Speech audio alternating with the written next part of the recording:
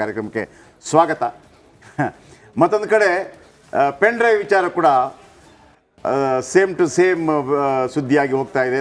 ತಾಕತ್ತಿದ್ರೆ D K ಶಿಯನ್ನು ಸಂಪುಟದಿಂದ ಕಿತ್ತು ಹಾಕಿ ಅಂತೇಳಿ, ಅಂದರೆ ಕೈ ಬಿಡಲಿ, ವಜಾ ಮಾಡಲಿ ಸರ್ಕಾರಕ್ಕೆ ಕುಮಾರಸ್ವಾಮಿ ಬಹಿರಂಗ ಸವಾಲು ಹಾಕಿದ್ದಾರೆ. ಪೆನ್ ಡ್ರೈವ್ ಹಂಚಿಕೆಯಲ್ಲಿ ಡಿ ಕೆ ಕೈವಾಡ ಹಿನ್ನೆಲೆ ಸವಾಲು ಹಾಕಿದ್ದಾರೆ. ಕ್ಯಾಬಿನೆಟ್ನಿಂದ ಡಿ ಕೆ ಶಿ ಅವರನ್ನು ಕೈ ಬಿಡುವಂತೆ ಒತ್ತಾಯ ಮಾಡಿದ್ದಾರೆ. ಇವತ್ತು ಪತ್ರಿಕಾಗೋಷ್ಠಿಯನ್ನು ಮಾಡಿದರು. ದೇವರಾಜೇಗೌಡರು ನಿನ್ನೆ ಪತ್ರಿಕಾಗೋಷ್ಠಿ ಮಾಡಿದ ನಂತರ ಈ ಹೇಳಿಕೆಗಳು ಬರ್ತಾ ಇದೆ. ಭಾಳ ಆಶ್ಚರ್ಯ ಏನಪ್ಪ ಅಂತಂದರೆ,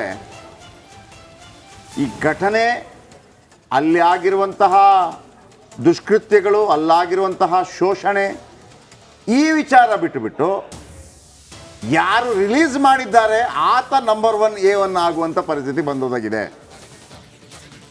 ನಿಜ. ನಾನು ಬೆಳಿಗ್ಗೆ ಕೂಡ ಒಂದು ಮಾತನ್ನು ಹೇಳ್ತಾ ಇದ್ದೆ. ಒಂದು ಕೊಲೆ ಆಗಿರುತ್ತೆ, ಕೊಲೆ ಆಗಿರೋ ವಿಚಾರನ ಒಬ್ಬ ಶೂಟ್ ಮಾಡಿರ್ತಾನೆ, ಶೂಟ್ ಮಾಡಿದ್ದನ್ನು ಎತ್ತಿಟ್ಟಿದ್ದನ್ನು ಮತ್ತೊಬ್ಬ ರಿಲೀಸ್ ಮಾಡ್ತಾನೆ. ಈಗ ಯಾರಿಗೆ ಶಿಕ್ಷೆ ಆಗಬೇಕು ಅನ್ನುವಂಥದ್ದು ಕ್ಯಾಬಿನೆಟ್ನಿಂದ ಡಿ ಕೆ ಶಿ ಅವರನ್ನು ಕೈ ಬಿಡುವಂತೆ ಒತ್ತಾಯವಂತೆ ಸವಾಲಂತೆ ಕೇಳಿಸ್ಕೊಳ್ಳಿ. ನಾನು ಇವತ್ತು ಸರ್ಕಾರಕ್ಕೆ ಡಿಮ್ಯಾಂಡ್ ಮಾಡ್ತಕ್ಕಂಥದ್ದು, ಡಿ ಕೆ ಶಿವಕುಮಾರ್ ಕಾನ್ಸ್ಪಿರಸಿ ಏನಿದೆ, ಆ ಹೆಣ್ಣು ಮಕ್ಕಳ ಇದು ನಿಮ್ಮ ಪೆನ್ ಡ್ರೈವ್ಗಳಲ್ಲಿ ಏನು ಕ್ರೋಧೀಕರಿಸಿದ್ದೀರಿ, ಆ ಹೆಣ್ಣು ಮಕ್ಕಳ ಮಾನಹಾರಾಧ ಹಾಕಿದ್ದೀರಿ, ಆ ಹಿನ್ನೆಲೆಯಲ್ಲಿ ಡಿ ಕೆ ಶಿವಕುಮಾರ್ ಅವರ ಕಾನ್ಸ್ಪಿರಸಿ ಇರ್ತಕ್ಕಂಥದ್ದು ಎದ್ದು ಕಾಣ್ತಾ ಇದೆ. ಫಸ್ಟು ಡಿ ಕೆ ಶಿವಕುಮಾರ್ನ ಕ್ಯಾಬಿನೆಟ್ಟಿಂದ ಸಸ್ಪೆಂಡ್ ಮಾಡಬೇಕು, ಡಿಸ್ಮಿಸ್ ಮಾಡಬೇಕು. ಇದು ನಮ್ಮ ಡಿಮ್ಯಾಂಡು. ಅಷ್ಟು ಸುಲಭವಾಗಿ ಬಿಡೋದಿಲ್ಲ ಈ ಕೇಸನ್ನ, ಮುಚ್ಚಾಕಲಿಕ್ಕೂ ಬಿಡೋದಿಲ್ಲ. ಇದರಲ್ಲಿ ಯಾರೇ ತಪ್ಪು ಮಾಡಿರಲಿ, ಆ ತಪ್ಪಿಗೆ ಶಿಕ್ಷೆ, ತಲೆ ದಂಡ ಆಗಲೇಬೇಕು. ಈ ಪ್ರಕರಣದಲ್ಲಿ ವಿಡಿಯೋ ಪ್ರಕರಣ ಹೆಂಗೆ ಪ್ರಾರಂಭ ಆಗಿದೆ, ಅಂತಿಮ ಎಲ್ಲಿಗೆ ತೊಗೊಂಡೋಗಿ ನಿಲ್ಲಿಸ್ಕೊಂಡಿದ್ದೀರಿ, ಇದೆಲ್ಲ ಪಾರದರ್ಶಕವಾದಂಥ ರೀತಿಯಲ್ಲಿ ತನಿಖೆ ಆಗಬೇಕು. ಥ್ರೂಔಟ್ ಈ ಇಶ್ಯೂನಲ್ಲಿ ಡಿ ಕೆ ಶಿವಕುಮಾರ್ನ ಕಾನ್ಸ್ಪಿರೆನ್ಸಿ ಏನಿದೆ, he must be suspended from the cabinet. ರಾಜಕೀಯ ಕೆಸರೆರಚಾಟಕ್ಕೆ ಪೆನ್ ಡ್ರೈವ್ ಕೇಸ್ ತಿರುಗಿದೆ. ಈ ಜನ್ಮದಲ್ಲಿ ನಮ್ಮ ಕುಟುಂಬವನ್ನು ಸರ್ವನಾಶ ಮಾಡೋದಕ್ಕಾಗೋದಿಲ್ಲ. ಡಿಸಿಎಂ ಡಿ ಕೆ ಶಿವಕುಮಾರ್ ವಿರುದ್ಧ HDK ಸಿಡಿಮದ್ದನ್ನು ಸಿಡಿಸಿದ್ದಾರೆ. ಸರ್ಕಾರಕ್ಕೆ ಸಾಲು ಸಾಲು ಪ್ರಶ್ನೆಗಳನ್ನು ಕುಮಾರಸ್ವಾಮಿ ಮುಂದಿಟ್ಟಿದ್ದಾರೆ. ಮಹಿಳಾ ಆಯೋಗದ ದೂರಿನಲ್ಲಿ ಎಲ್ಲೂ ಪ್ರಜ್ವಲ್ ಹೆಸರಿಲ್ಲ. ಆದ್ರೆ ಸಿಎಂ ಟ್ವೀಟ್ ಮಾಡುವಾಗ ಪ್ರಜ್ವಲ್ ಹೆಸರನ್ನ ಯಾಕೆ ಉಲ್ಲೇಖಿಸಿದ್ರಿ? ತೋಟದ ಮನೆ ಸಂತ್ರಸ್ತೆಯ ಹೇಳಿಕೆ ಯಾಕೆ ದಾಖಲಾಗಿಲ್ಲ? ಅವ್ರು ಏನ್ ಹೇಳಿಕೆ ಕೊಟ್ರು ಅಂತ ಅನ್ನೋದು. ಸಂತ್ರಸ್ತೆಯ ತೋಟದ ಮನೆಯ ಮಹಜರು ಯಾಕೆ ಮಾಡಲಿಲ್ಲ? ಪೆನ್ ಡ್ರೈವ್ ರಿಲೀಸ್ ಮಾಡಿದ್ದು ಅಪರಾಧ ನಿಜ, ಆದ್ರೆ ಅವ್ರನ್ನ ಯಾಕೆ ಅರೆಸ್ಟ್ ಮಾಡಿಲ್ಲ? ಇನ್ನ ಕೊನೆಗೆ ಕಾರ್ತಿಕ್ ಮತ್ತು ನವೀನ್ ಪೆನ್ ಡ್ರೈವ್ ರಿಲೀಸ್ ಮಾಡಿದ್ದಾರೆ ಎನ್ನಲಾದ ಇಬ್ಬರು, ಅವರಿಬ್ಬರನ್ನ ಯಾಕೆ ಅರೆಸ್ಟ್ ಮಾಡಿಲ್ಲ? ಅವರಿಬ್ಬರಿಗೂ ಸರ್ಕಾರದ ರಕ್ಷಣೆ ಇದೆಯಾ? SIT ತನಿಖೆಯ ಮಾಹಿತಿಯನ್ನ ಯಾರು ಬಹಿರಂಗ ಮಾಡಿದ್ರು? ಪೆನ್ ಡ್ರೈವ್ ಹಂಚಿಕೆಗೆ 30-40 ಕೋಟಿ ಖರ್ಚಾಗಿದೆ ಅಂತೆಲ್ಲ ಹೇಳ್ತಿರಲ್ಲ, ಯಾಕೆ? ಗೃಹ ಸಚಿವನ್ ಕೇಳ್ತೀನಿ, ಇವ್ರ ಮೇಲೆ ಯಾವ ಕಲರ್ದು ಲುಕ್ಔಟ್ ಮಾಡಿದಿರಪ್ಪ? 5 ಜನದ ಮೇಲೆ ಕಂಪ್ಲೇಂಟ್ ಕೊಟ್ಟು 22ನೇ ತಾರೀಕು ಟಚ್ ಮಾಡಿಲ್ಲ ಅವ್ರನ್ನ. ಯೋಗ್ಯತೆ, ನಿಮ್ಮ ಯೋಗ್ಯತೆಗೆ SIT ಅವರು ಯಾವ ತನಿಖೆ ನಡೆಸ್ತಾ ಇದ್ದೀರಿ? ಯಾವ ತನಿಖೆಗೆ ಆದೇಶ ಮಾಡಿದಿರಿ ಮುಖ್ಯಮಂತ್ರಿ?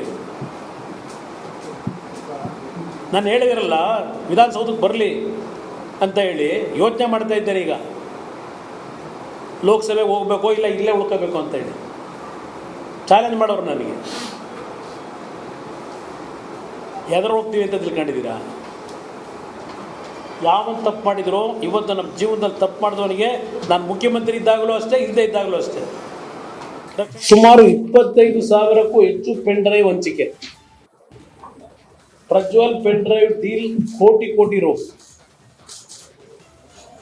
ಇದು ಅಲ್ಲೇ ಲೋಕಲ್ ಪೇಪರ್ಗಳ ಇಲ್ಲ, ವಿಶ್ವವಾಣಿ ವಿಶೇಷ. ಕೊಟ್ಟವರಿಗೂ ಕೋಟಿ 25,000 ಪೆನ್ ಡ್ರೈವ್ ಹಂಚಿಕೆ. ಇದೆಲ್ಲ ಆರ್ಟಿಕಲ್ ಇದೆ. ಒಂದು ಪೆನ್ ಡ್ರೈವನ್ನ ಇಡೀ ರಾಜ್ಯದ ಮೊದಲನೇ ಹಂತದಲ್ಲಿ ನಡೆಯತಕ್ಕಂಥ ಚುನಾವಣೆಗಳಿದ್ದಾವೆ ಲೋಕಸಭೆಗೆ, ಅದು ಕೇವಲ ಹಾಸನ ಜಿಲ್ಲೆಗೆ ಮಾತ್ರ ಸೀಮಿತ ಆಗಲಿಲ್ಲ. ಪೆನ್ ಡ್ರೈವ್ ಇದು ಸ್ಪೆಷಲ್ ಇನ್ವೆಸ್ಟಿಗೇಷನ್ ಟೀಮ್ ಅಲ್ಲ, ಇದು ಒಂದು ಟೀಮು. ಸಿದ್ದರಾಮಯ್ಯ ಇನ್ವೆಸ್ಟಿಗೇಷನ್ ಟೀಮು ಅಂತ ಒಂದು, ಮತ್ತೊಂದು ಶಿವಕುಮಾರ್ ಇನ್ವೆಸ್ಟಿಗೇಷನ್ ಟೀಮ್ ಅಂತ ಇನ್ನೊಂದು. ಇದು ಸ್ಪೆಷಲ್ ಇನ್ವೆಸ್ಟಿಗೇಷನ್ ಟೀಮ್ ಅಲ್ಲ. ಎಷ್ಟು ಗಂಟೆಗೆ ನಿಮ್ಮ ಇನ್ವೆಸ್ಟಿಗೇಷನ್ ಟೀಮ್ ಮಾಡ್ಕೊಂಡಿದ್ದೀರಲ್ಲ, ನಿಮ್ಮ ಮುಖ್ಯಮಂತ್ರಿಗಳು ಯಾವನೋ ಒಬ್ಬನ ಕರೆದು ಒಳ್ಳೆ ಲಿಸ್ಟ್ ನನ್ನ ಕಡೆ ಅಂತ ಕೊಡು ಅಂತ ಕೇಳಿದ್ರು. ಒಬ್ಬ ಅಧಿಕಾರಿ ಕರೆದು ಇವ್ರು ಇನ್ನೊಂದು ಕಡೆ ಶುರು ಮಾಡಿದ್ರು. ಶಿವಕುಮಾರ್ ಇನ್ವೆಸ್ಟಿಗೇಷನ್ ಟೀಮು ಇವ್ರದ್ದು ಪ್ರತಿನಿತ್ಯ ಚಿತ್ರೀಕರಣ ಮಾಡಿದ ವ್ಯಕ್ತಿ ಮತ್ತು ಅದನ್ನು ಸಾರ್ವಜನಿಕಗೊಳಿಸಿದ ವ್ಯಕ್ತಿಯನ್ನು ತನಿಖೆಗೆ ಒಳಪಡಿಸುವ ಮೂಲಕ ಮಹಿಳೆಯರ ಘನತೆ ಹಾಗೂ ಅಸ್ತಿತ್ವಕ್ಕೆ ಹಾನಿ ಉಂಟು ಮಾಡುತ್ತಿರುವವರನ್ನು ಶೀಘ್ರವಾಗಿ ಪತ್ತೆ ಹಚ್ಚಲು ವಿಶೇಷ ತನಿಖಾ ತಂಡವನ್ನು ರಚನೆ ಮಾಡಿ ಅಂತ ಕಂಪ್ಲೇಂಟ್ ಕೊಟ್ಟರು. ಅದಕ್ಕೆ ನಮ್ಮ ಮುಖ್ಯಮಂತ್ರಿಗಳು ಅವತ್ತು ರಾತ್ರಿನೇ 27ನೇ ತಾರೀಕು ಪ್ರಜ್ವಲ್ ರೇವಣ್ಣ ಅವರ ಅಶ್ಲೀಲ ವಿಡಿಯೋ ಪ್ರಕರಣಕ್ಕೆ ಸಂಬಂಧಿಸಿದ ವಿಶೇಷ ತನಿಖಾ ತಂಡ ರಚಿಸಲು ಸರ್ಕಾರ ತೀರ್ಮಾನಿಸಿದೆ. ಇವರು ಒಂದು ಕಂಪ್ಲೇಂಟ್ ಮೇಲೆ ಯಾರೋ ನಮ್ಮ ಮಹಿಳಾ ಆಯೋಗದ ಅಧ್ಯಕ್ಷರು ಅವರು ಒಂದು ಎಕ್ಸ್ ಮಾಡಿದ್ರು. ಎಕ್ಸ್ನಲ್ಲಿ ಟ್ವೀಟ್ ಮಾಡ್ಕೊಂಡ್ರು ಮುಖ್ಯಮಂತ್ರಿಗಳು ರಚನೆ ಮಾಡ್ತೀವಿ ಅಂತೇಳಿ. ಆಯೋಗದ ಅಧ್ಯಕ್ಷರು ಸರ್ಕಾರಕ್ಕೆ ಪತ್ರ ಬರೆದಿದ್ದರು. ಅವರ ಮನವಿಗೆ ಸ್ಪಂದಿಸಿ ಈ ನಿರ್ಣಯ ಕೈಗೊಳ್ಳಲಾಗಿದೆ. ಈ ಕಾರ್ತಿಕ್ ಅನ್ನೋನು ಅವತ್ತು ಬೆಳಗ್ಗೆ 11 ಗಂಟೆಗೆ 30ನೇ ತಾರೀಕು ಕಾರ್ತಿಕ್ ಗೌಡ ಅವನು ಪ್ರಸ್ತುತವ್ರ ಮುಂದೆ ಬರಲ್ಲ, ಅವನೊಂದು ವಿಡಿಯೋ ಮಾಡಿ ಮಾಧ್ಯಮಗಳಿಗೆ ಸರ್ಕ್ಯುಲೇಟ್ ಮಾಡ್ಕೊಂಡ್ರಿ ಕಾರ್ತಿಕ್ ಗೌಡಂದು ಅವನ ವಿಡಿಯೋನ. ಇದು ನಡೆದಿರೋದಲ್ವೇ ನಿಮ್ಮ ಕಣ್ಣು ಮುಂದೆ ಇವತ್ತವರೆಗೂ ಕಾರ್ತಿಕ್ ಗೌಡ ಬಂದಿಲ್ಲ. ಪೆನ್ ಡ್ರೈವ್ನ ಸೂತ್ರಧಾರಿ ಇದೇ ಕಾರ್ತಿಕ್ ಗೌಡ. ಈ ಕ್ಷಣದವರೆಗೆ ಅವನು ಎಲ್ಲಿದ್ದಾನೆ ಅಂತ SIT ಅವರು ಹುಡುಕಲಿಲ್ಲ. ನಿಮ್ಮ ತನಿಖೆ ನಾನು ಮುಖ್ಯಮಂತ್ರಿಗಳಿಗೆ ಸರ್ಕಾರಿ ಕೇಳಕ್ಕೆ ಬಯಸ್ತಾ ಇದ್ದೇನೆ, ಗೃಹ ಸಚಿವರಿಗೆ. ಈ ತನಿಖೆಯನ್ನು ರೇವಣ್ಣ ಮತ್ತು ಪ್ರಜ್ವಲ್ ರೇವಣ್ಣ ಅವರ ಮೇಲೆ ಮಾತ್ರ ಗೃಹ ಸಚಿವನ ಕೇಳ್ತೇನೆ, ಇವ್ರ ಮೇಲೆ ಯಾವ ಕಲರ್ದು ಲುಕ್ಔಟ್ ಮಾಡಿದ್ದೀರಪ್ಪ? 5 ಜನದ ಮೇಲೆ ಕಂಪ್ಲೇಂಟ್ ಕೊಟ್ಟು 22ನೇ ತಾರೀಕು ಟಚ್ ಮಾಡಿಲ್ಲ ಅವ್ರನ್ನ ಯೋಗ್ಯತೆ, ನಿಮ್ಮ ಯೋಗ್ಯತೆಗೆ SIT ಅವರು ಯಾವ ತನಿಖೆ ನಡೆಸ್ತಾ ಇದ್ದೀರಿ? ಯಾವ ತನಿಖೆಗೆ ಆದೇಶ ಮಾಡಿದಿರಿ ಮುಖ್ಯಮಂತ್ರಿ? ನಾನು ಹೇಳಿದಿರಲ್ಲ ವಿಧಾನಸೌಧಕ್ಕೆ ಬರಲಿ ಅಂತ ಹೇಳಿ ಯೋಚನೆ ಮಾಡ್ತಾ ಇದ್ದೇನೆ. ಈಗ ಲೋಕಸಭೆಗೆ ಹೋಗಬೇಕೋ ಇಲ್ಲ ಇಲ್ಲೇ ಉಳ್ಕೋಬೇಕು ಅಂತ ಹೇಳಿ ಚಾಲೆಂಜ್ ಮಾಡೋರು ನನಗೆ. ಎದುರು ಹೋಗ್ತೀವಿ ಅಂತ ತಿಳ್ಕೊಂಡಿದ್ದೀರಾ? ಯಾವನ್ ತಪ್ಪು ಮಾಡಿದ್ರು ಇವತ್ತು ನಮ್ಮ ಜೀವನದಲ್ಲಿ ತಪ್ಪು ಮಾಡಿದವನಿಗೆ ನಾನು ಮುಖ್ಯಮಂತ್ರಿ ಇದ್ದಾಗಲೂ ಅಷ್ಟೇ, ಇಲ್ಲದೇ ಇದ್ದಾಗಲೂ ಅಷ್ಟೇ ರಕ್ಷಣೆ ಕೊಡ್ತಕ್ಕಂಥ ಕೆಲಸ ಮಾಡೋಕ್ಕೆ ಹೋಗಿಲ್ಲ. ಗೃಹ ಸಚಿವ ಅಪ್ಡೇಟ್ ಪಡ್ಕೊಳ್ಳೋಣ. ಪ್ರತಿನಿಧಿ ಬಸವರಾಜ್ ಹಾಗೂ ನಮ್ಮ ಪೊಲಿಟಿಕಲ್ ಬ್ಯೂರೋ ಚೀಫ್ ವಿಜಯ್ ಜೊನ್ನಳ್ಳಿ ಸಂಪರ್ಕದಲ್ಲಿದ್ದಾರೆ. ಮೊದಲನೇದಾಗಿ ವಿಜಯ್ ಜೊನ್ನಳ್ಳಿ, ಓಕೆ, ಬಿಫೋರ್ ವಿಜಯ್ ಜೊನ್ನಳ್ಳಿ ನಾವು ಬಸವರಾಜ್ ಹೋಗೋಣ. ಬಸವರಾಜ್, ಈ ಕ್ಷಣದಲ್ಲಿ ಬರ್ತಾ ಇರ್ತಕ್ಕಂಥ ಪ್ರಶ್ನೆ ಏನು ಅಂತಂದ್ರೆ, DK ಶಿವಕುಮಾರ್ ಇದಕ್ಕೆ ಹೆಂಗ್ ರಿಯಾಕ್ಟ್ ಮಾಡ್ತಾರೆ ಅಥವಾ ಇನ್ನೂ ಮಾಡಿಲ್ವಾ, ಏನ್ ಕತೆ ಅಂತ ಬಸವರಾಜ್? ಶ್ರೀಲಕ್ಷ್ಮಿ, ಖಂಡಿತವಾಗಿಯೂ DK ಶಿವಕುಮಾರ್ ಅವರು ಈ ಒಂದು ಪ್ರಕರಣದ ವಿಚಾರವಾಗಿ, ಅದರಲ್ಲೂ ನಿನ್ನೆಯಿಂದ ಆದಂಥ ಬೆಳವಣಿಗೆಗಳ ವಿಚಾರವಾಗಿ ಮತ್ತು ಇವತ್ತು ಬೆಳಗ್ಗೆಯಿಂದ ಕುಮಾರಸ್ವಾಮಿ ಅವರು ಎತ್ತಕ್ಕಂಥ ಪ್ರಶ್ನೆಗಳಿಗೆ DK ಶಿವಕುಮಾರ್ ಅವರು ಅಂತರವನ್ನು ಕಾಯ್ದುಕೊಂಡಿದ್ದಾರೆ. ಯಾವುದೇ ಕಾರಣಕ್ಕೂ ಕೂಡ ಉತ್ತರ ಕೊಡುವಂಥ ಕೆಲಸವನ್ನು ಮಾಡಲಿಲ್ಲ. ಮನೆಯಿಂದ ಅವರು ಹೊರಗಡೆ ಪ್ರವಾಸಕ್ಕೆ ತೆರಳ್ತಾ ಇದ್ರು. ಆ ಪ್ರವಾಸಕ್ಕೆ ತೆರಳುವ ಮುಂಚೆಯೂ ಕೂಡ ಮಾಧ್ಯಮದವರು ಅವ್ರನ್ನ ಪ್ರಶ್ನೆಯನ್ನು ಮಾಡುವಂಥ ಕೆಲಸವನ್ನು ಮಾಡಿದ್ವಿ. ಆಗಲೂ ಕೂಡ ಅವರು ರಿಯಾಕ್ಟ್ ಮಾಡಲಿಲ್ಲ. ಮತ್ತೆ ಮನೆಗೆ ವಾಪಸ್ ಬಂದರು. ಆಗಲೂ ಕೂಡ ಅವರನ್ನು ಸಂಪರ್ಕಿಸುವಂಥ ಕೆಲಸ ಮಾಡಿದ್ರು ಕೂಡ ಅವರು ಮಾಧ್ಯಮಗಳಿಂದ ಅಂತರವನ್ನು ಕಾಯ್ಕೊಳ್ತಾ ಇದ್ದಾರೆ. ಈ ಮೂಲಕ ಎಲ್ಲೋ ಒಂದು ಕಡೆ ಕುಮಾರಸ್ವಾಮಿ ಅವರು ಮತ್ತು ನಿನ್ನೆ ದೇವರಾಜೇಗೌಡರು ಬಂದು ಎತ್ತಿದಂಥ ಪ್ರಶ್ನೆಗಳಿಗೆ ಉತ್ತರ DK ಶಿವಕುಮಾರ್ ಅವರ ಬಳಿ ಇಲ್ವಾ ಅನ್ನುವಂಥದ್ದು ಸಹಜವಾಗಿ ಪ್ರಶ್ನೆಗಳು ಎದ್ದೇಳ್ತಾ ಇದ್ದಾವೆ. ಮತ್ತು ಇವತ್ತು ಕುಮಾರಸ್ವಾಮಿ ಅವರು ಕೂಡ ಒಂದಷ್ಟು ಈ ತನಿಖೆಯಲ್ಲಿ ಆಗಿರ್ತಕ್ಕಂಥ ಲೋಪದೋಷಗಳ ಬಗ್ಗೆ ಒಂದಷ್ಟು ಪ್ರಶ್ನೆಯನ್ನು ಎತ್ತಾ ಇದ್ದಾರೆ.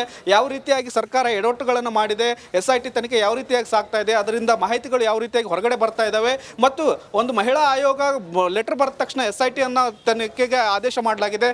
ಅದರಲ್ಲಿ ಕೇವಲ ಹಾಸನದ ಪೆನ್ ಡ್ರೈವ್ ಪ್ರಕರಣ ಅನ್ನುವಂಥದ್ದು ಉಲ್ಲೇಖ ಆಗಿತ್ತು. ಎಲ್ಲಿಯೂ ಕೂಡ ಸಂಸದರ ಹೆಸರು ಇರಲಿ, ಇರಲಿ, ರೇವಣ್ಣ ಅವರ ಹೆಸರು ಇರಲಿ, ಯಾವುದು ಕೂಡ ಇರಲಿಲ್ಲ.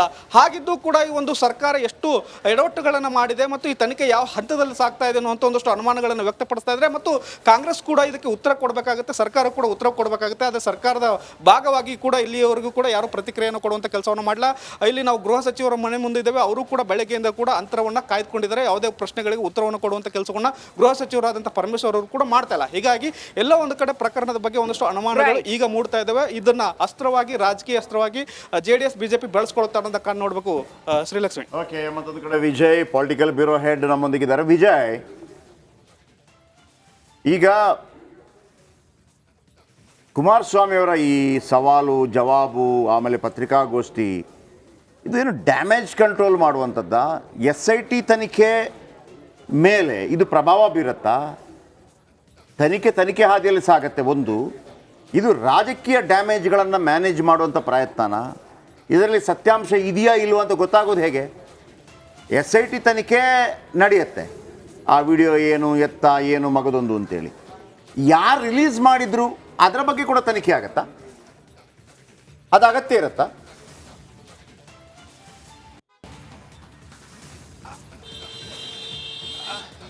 ಜಯಪ್ರಕಾಶ್, ಪೆಂಡೈವ್ ಪ್ರಕರಣ ಇಡೀ ದೇಶಾದ್ಯಂತ ಸಂಚಲನಕ್ಕೆ ಕಾರಣ ಆಗಿರುವಂಥದ್ದು. ಒಂದಂತೂ ಬಹಳ ಸ್ಪಷ್ಟ, ಪ್ರಜ್ವಲ್ ರೇವಣ್ಣ ಸಂಬಂಧಪಟ್ಟಂತೆ ಯಾರು ಕೂಡ ಸಮರ್ಥನೆ ಮಾಡ್ಕೊಂಡಿಲ್ಲ.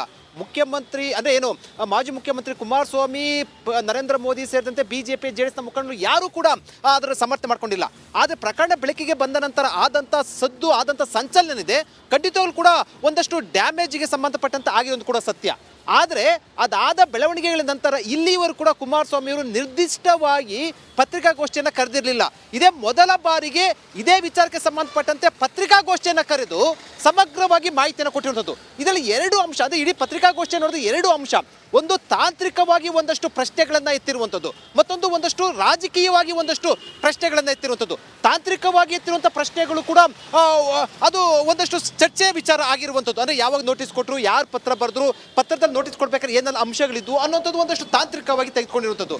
ಮತ್ತೊಂದು ಕಡೆ ಏನು ರಾಜಕೀಯವಾಗಿ ಒಂದಷ್ಟು ಗಂಭೀರವಾಗಿ ಆರೋಪ ಮಾಡಿರುವಂಥದ್ದು. ಇಲ್ಲಿ ಮುಖ್ಯಮಂತ್ರಿ ಸಿದ್ದರಾಮಯ್ಯ ಅವರಿಗಿಂತ ಹೆಚ್ಚಾಗಿ DK ಶಿವಕುಮಾರ್ ವಿರುದ್ಧ ಒಂದಷ್ಟು ಗಂಭೀರ ಆರೋಪವನ್ನು ಮಾಡಿರುವಂಥದ್ದು. ಈಗ SIT ಅದರ ಪಾಡಿಗೆ ಅದು ತನಿಖೆಯನ್ನು ಮಾಡ್ತಾ ಇರುವಂಥದ್ದು. ಈಗ SIT ಮೇಲೆ ಅನುಮಾನ ವ್ಯಕ್ತಪಡಿಸಿದ ಹಿನ್ನೆಲೆಯಲ್ಲಿ ಇದು ಚರ್ಚೆ ವಿಚಾರ ಆಗಿರುವಂಥದ್ದು. ಜೊತೆಗೆ ಒಂದು ಮಾತನ್ನ ಹೇಳಿರುವಂಥದ್ದು, CBI ತನಿಖೆ ಕೊಡಬೇಕು ಅಂತ. ನಿನ್ನೆ ದೇವರಾಜ್ ಗೌಡರು ಒಂದಷ್ಟು ಆಡಿಯೋನ ಬಿಡುಗಡೆ ಮಾಡಿರುವಂಥದ್ದು. ಇಂದು ಕುಮಾರಸ್ವಾಮಿ ಮತ್ತೊಂದು ಬೇರೆ ಆಡಿಯೋನ ಬಿಡುಗಡೆ ಮಾಡಿರುವಂಥದ್ದು, ಪೆನ್ ಡ್ರೈವ್ ಹಂಚಿಕೆ ಸಂಬಂಧಪಟ್ಟಂತೆ. ಇಲ್ಲಿ ಸುತ್ತಾಗ್ತಾ ಇರುವಂಥದ್ದು ಪೆನ್ ಡ್ರೈವ್ ಅಂದರೆ ಆ ಪ್ರಕರಣದಲ್ಲಿ ಭಾಗಿಯಾಗಿರುವಂಥ ಜೊತೆಗೆ ಪೆನ್ ಡ್ರೈವ್ ಯಾರು ಹಂಚಿಕೆ ಮಾಡಿದ್ರು ಅನ್ನೋಂಥದ್ದು ಈಗ ಫೋಕಸ್ ಆಗ್ತಾ ಇರುವಂಥದ್ದು ಕುಮಾರಸ್ವಾಮಿ ಪತ್ರಿಕಾಗೋಷ್ಠಿಯ ಮೂಲಕ. ಈಗ ಅದು ಕೂಡ ಚರ್ಚೆಯ ವಿಚಾರ ಆಗಿರುವಂಥದ್ದು. ಇಲ್ಲೊಂದ್ ಕಡೆ CBI ತನಿಖೆಗೆ ಇದು ಹೋಗ್ಬಿಡುತ್ತಾ ಅನ್ನೋಂಥದ್ದು. ಯಾಕಂದ್ರೆ ನಿನ್ನೆ ಮತ್ತು ಇವತ್ತು ಪತ್ರಿಕಾಗೋಷ್ಠಿಯಲ್ಲಿ ಇಷ್ಟೆಲ್ಲ ಅಂಶಗಳು ಪ್ರಸ್ತಾಪ ಆಗ್ತಾ ಇರೋಂಥ ಹಿನ್ನೆಲೆಯಲ್ಲಿ ಒಂದಷ್ಟು ಚರ್ಚೆಯ ವಿಚಾರ ಆಗಿರುವಂಥದ್ದು. ಇಲ್ಲಿ ಒಟ್ಟಾರೆ ನೋಡಿದ್ರೆ ಮುಖ್ಯಮಂತ್ರಿ ಸಿದ್ದರಾಮಯ್ಯ ಈಗ ತಾನೆ ಅಂದರೆ ಕೇವಲ 5 ನಿಮಿಷ ಮುಂಚೆ ಅವರು ಊಟಿಗೆ ತೆರಳಿದ್ರು. ಈ ಪ್ರತಿಕ್ರಿಯೆ ಇದಕ್ಕೆ ಸಂಬಂಧಪಟ್ಟಂತೆ ಪ್ರತಿಕ್ರಿಯೆ ಕೊಡೋದಕ್ಕೆ ನಕಾರ ಮಾಡಿದ್ರು. ಮತ್ತೊಂದು ಕಡೆ DK ಶಿವಕುಮಾರ್ ಕೂಡ ಪ್ರತಿಕ್ರಿಯೆಯನ್ನ ಕೊಟ್ಟಿಲ್ಲ. ಅಂದ್ರೆ ನಿನ್ನೆ ರಾತ್ರಿ ಕೊಟ್ಟರು. ಸಹಜವಾಗಿ ಅದೇ CBI ಅಂತ ಹೇಳ್ತಾ ಇದ್ದಾರೆ. CBI ವೀಕ್ಷಕರೇ, ಒಂದು CBI ತನಿಖೆಗೆ ಇದು ಹೋಗಬೇಕು ಅಂತಂದರೆ CBI ಬಂದುಬಿಟ್ಟು ಏನು NIA ಥರ ಬಂದುಬಿಟ್ಟು ನಮಗೆ ಕೊಡಿ ಅಂತ ಕೇಳಲ್ಲ. ರಾಜ್ಯ ಸರ್ಕಾರವೇ ಅಪೀಲ್ ಮಾಡಬೇಕಾಗತ್ತೆ, ವಿಧಾನಸಭೆಯಲ್ಲಿ ಅದಕ್ಕೆ ಅಂಗೀಕಾರ ಕೊಡಬೇಕಾಗತ್ತೆ. ಅಂಗೀಕಾರ ಕೊಟ್ಟು ಇದನ್ನು ನಾವು CBI ಎನ್ಕ್ವೈರಿ ಮಾಡಿ ಅಂತೇಳಿ ರಿಕ್ವೆಸ್ಟ್ ಮಾಡ್ಕೋಬೇಕಾಗತ್ತೆ. ಆಗ CBI ಬಂದು ಮಾಡುತ್ತೆ. ಸೊ ಅದು ರಾಜ್ಯ ಸರ್ಕಾರದ ಕೈಯಲ್ಲಿದೆ. ಪ್ರತಿ ಸಲ ಕೂಡ BJP ಆರೋಪ ಮಾಡಿದಾಗ ಸಿದ್ದರಾಮಯ್ಯನವರ ಒಂದು ಏನು ರೆಡಿಮೇಡ್ ಸ್ಟೇಟ್ಮೆಂಟ್ ಒಂದಿದೆ. ಅದೇನಪ್ಪ ಅಂತಂದರೆ, ನನ್ನ ಕಾಲಾವಧಿಯಲ್ಲಿ ಅತಿ ಹೆಚ್ಚು CBI ಕೇಸ್ಗಳನ್ನು ಕೊಟ್ಟಿದ್ದೇನೆ, ನೀವು ಒಂದಾದರೂ ಕೊಟ್ಟಿದ್ದೀರಾ ಅಂತ ಒಂದು ಅವ್ರದ್ದೇ ವಾಯ್ಸಲ್ಲಿ ಕೇಳ್ತಾರೆ. ಈಗ ಯಾವ ವಿಚಾರಗಳು ಮೂಲ ತಿರುಳೇನು ಚರ್ಚೆ ಆಗಬೇಕಾಗಿತ್ತು ಆ ಚರ್ಚೆ ಅಥವಾ ಆ ತನಿಖೆ ವಿಚಾರಗಳು ಹೊರತುಪಡಿಸಿ ಉಳಿದ ಎಲ್ಲ ವಿಚಾರಗಳು ಜಾಸ್ತಿ ತನಿಖೆ ಆಗ್ತಾ ಇದೆ. ಆ ಮೂಲಕ ಹೇಗಾದರೂ ಮಾಡಿ ಇದನ್ನು ಮುಚ್ಚಿ ಹಾಕುವಂಥ ಮತ್ತು ಡ್ಯಾಮೇಜ್ ಕಂಟ್ರೋಲ್ ಮಾಡುವಂಥ ಪ್ರಯತ್ನ. ಮುಚ್ಚಿ ಹಾಕುವಂಥ ಅನ್ನೋದಕ್ಕಿಂತ ಹೆಚ್ಚಾಗಿ